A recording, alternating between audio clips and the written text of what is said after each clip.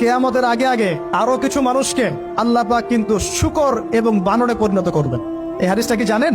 হাদিসটা শুনে রাখেন, এটা আখিরুজ জামান বা কিয়ামতের আলামত সংক্রান্ত হাদিসগুলোর মধ্যে পাবেন। আল্লাহ রাসূল সাল্লাল্লাহু আলাইহি ওয়াসাল্লাম বলেছেন, কিয়ামতের আগে আগে আমার উম্মতের মধ্যে, ভালো করে শোনেন, কিয়ামতের আগে আগে আমার উম্মতের মধ্যে একদল মানুষ বের হবে যারা মদ পানকে হালাল মনে করবে। কাকে? মদ পান করাকে হালাল মনে করবে। যারা বাদ্যযন্ত্র, গায়িকা, নায়িকা এগুলো নিয়ে নর্তকী নাচাবে রাতের বেলা, এগুলোকে হালাল মনে করবে।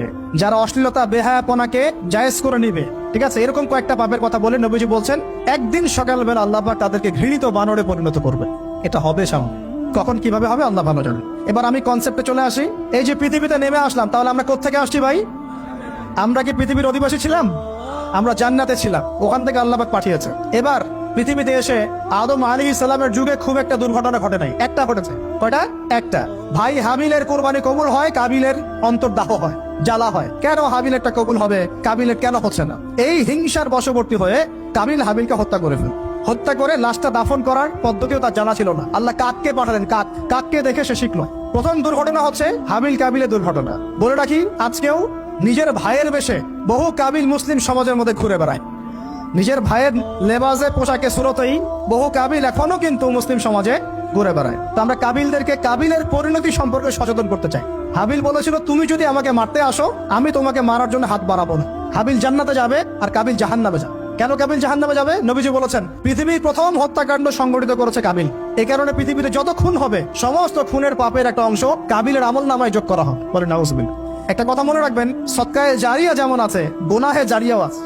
একটা মদের দোকান দিয়েছেন, যত মানুষ মদ খাচ্ছে, সমস্ত গোনার একটা অংশ আপনার কাঁধে আসছে। সিনেমা হল করেছেন, মানুষ সারাদিন নেকটা ছবি দেখে, নগ্ন ছবি দেখে, যত মানুষ এখানে পাপ করবে, সমস্ত পাপের একটা অংশ আপনার কাঁধে যাবে।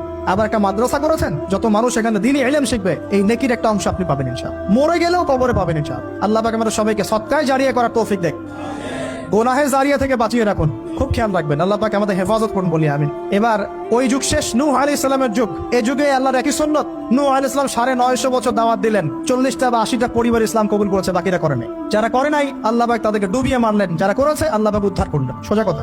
আজকে সারা পৃথিবীতে যত মানুষ আমরা বেঁচে আছি না, আমরা কোনো না কোনো ভাবে ওই 80 পরিবারের সদস্য। আমরা ভাই ভাই, আমরা ওই ফ্যামিলি, 80 ফ্যামিলির অন্তর্ভুক্ত। কিরকম করে? নূহ আলাইহিস সালামের 4 সন্তান ছিল। কয় সন্তান? এক সন্তানের নাম হচ্ছে হাম। কি নাম? হাম। হাম ছিল একটু কালো বর্ণের। হামকে দিয়ে আফ্রিকার কন্টিনেন্টে যত মানুষ দেখছেন ব্ল্যাক স্কিনের, কালো স্কিন, এরা সবাই হামের বংশধর। মজা না বিষয়টা? মানুষের অস্তিত্ব পৃথিবীতে, ইতিহাস, এগুলো খুব ইন্টারেস্টিং টপিক। ইতিহাস পড়তে থাকলে আপনি ডুবে যাবেন। কত কিছু বিশ্বে হয়েছে আর কত কিছু হবে সামনে।